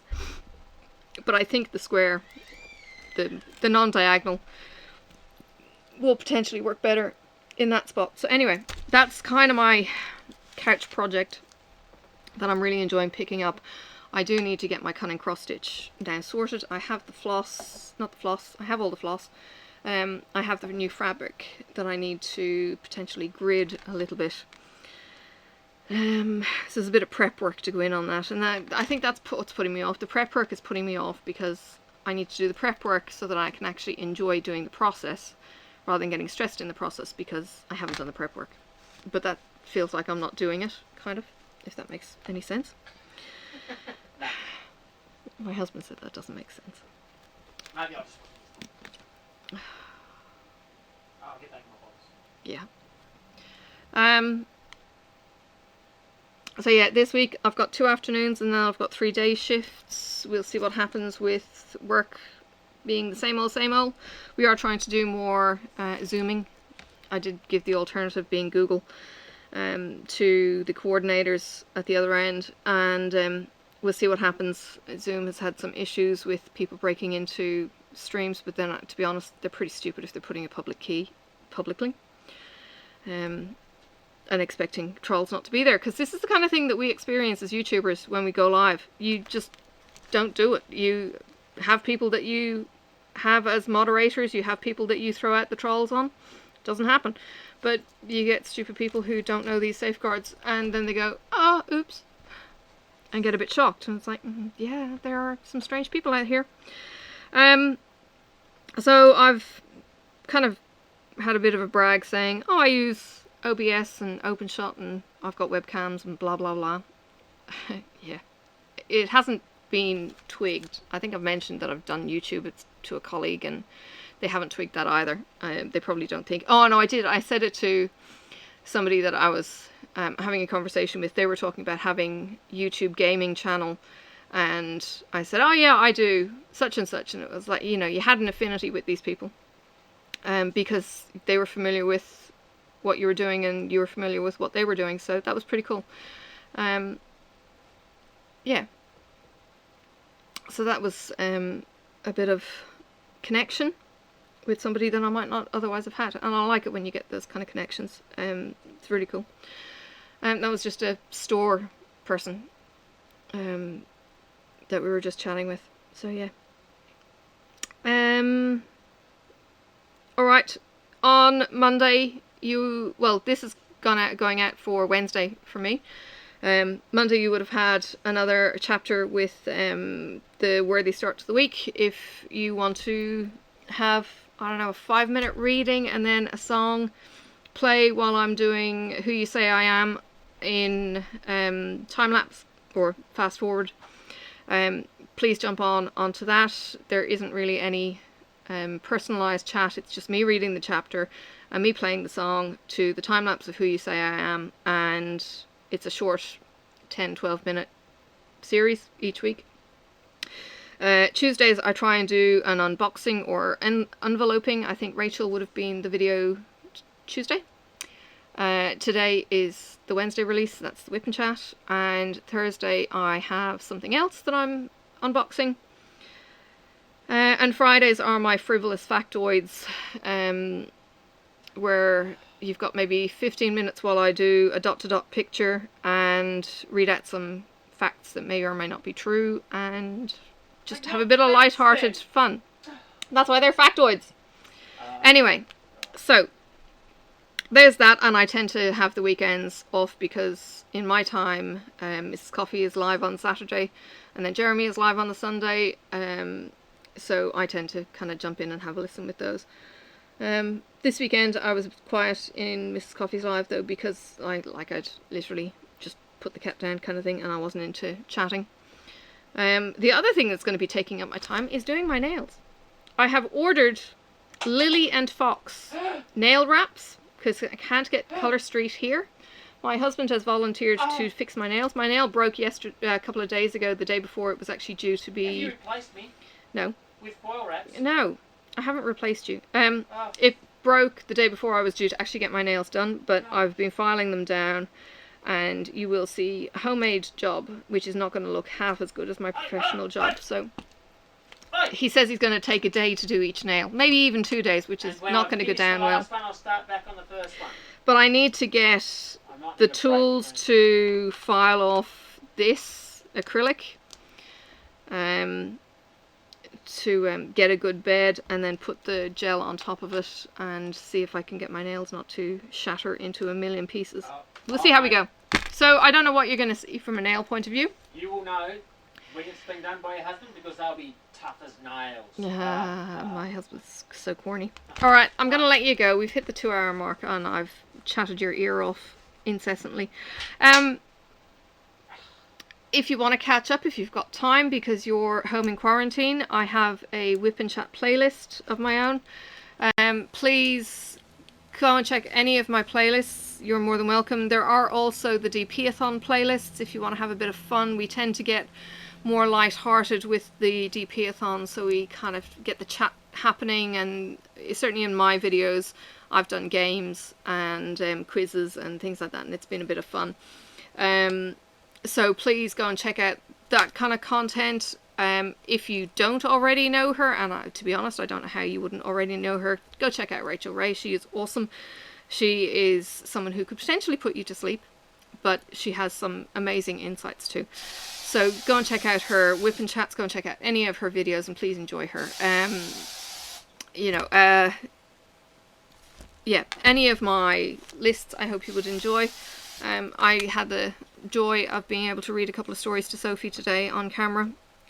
She wanted me to read to her and I recorded the stories, and I did one and then asked her if she wanted another one. She nodded her head and was like, okay, cool. So recorded another couple of stories. So you'll see another couple of story times going up for Sophie. And that's a kind of last minute kind of I did it from the point of view of she has a legacy that she can always see me or her even interacting on, so that was the purpose of that originally, and I've really loved doing that. So yeah, that's it. Thank you for joining me.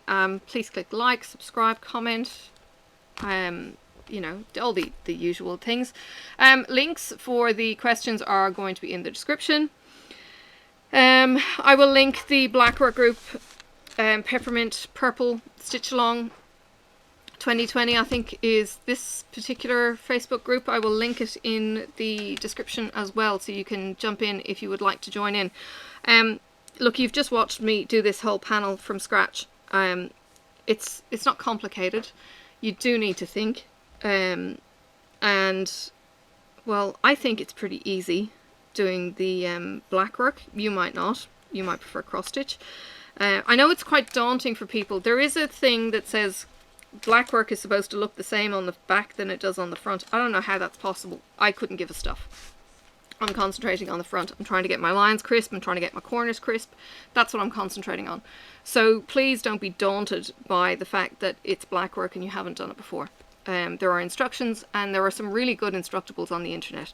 So the link will be there for that as well. And as I said, there will be some mini floss tubes kind of videos. I have got a couple of floss tubes that are longer because I've put all my yarny kind of stuff together.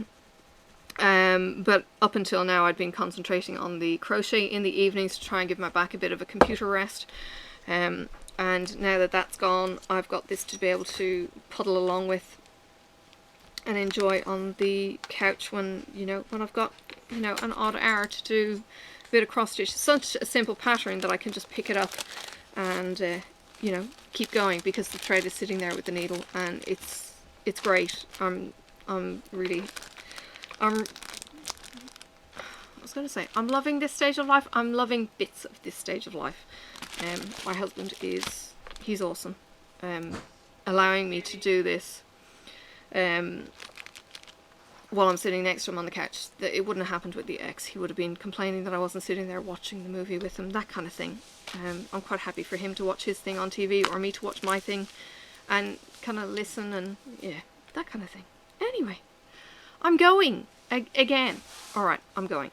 Bye for now. Take care. Stay safe, please. And stay the heck at home. Or you know, to quote... And wash your hands with hot water. Samuel Jackson, stay the fuck at home. Please, please, keep your people safe. Stay at home. And we're going to just ride this through one day at a time if need be. One video at a time if need be. There's tons and tons of stuff on YouTube. Funny, not so funny. And they're now starting to release movies and TV series. One thing that my husband did remark on, and I didn't touch on it, is the TV and movie industry is going to be hit by this. And we're going to see a collapse of TV series finishing in this period. It's going to be like a strike. So please be mindful of that. Find some new series. Share the new series that you find with your friends, so that we have something that we can kind of go, oh my god, that's so good, because you wouldn't ordinarily have had the time to view it. So please do some searching for your friends and say, oh my god, I found something, and share it. Yeah, do that. All right. Take care, please, and I will see you in another video. Bye for now.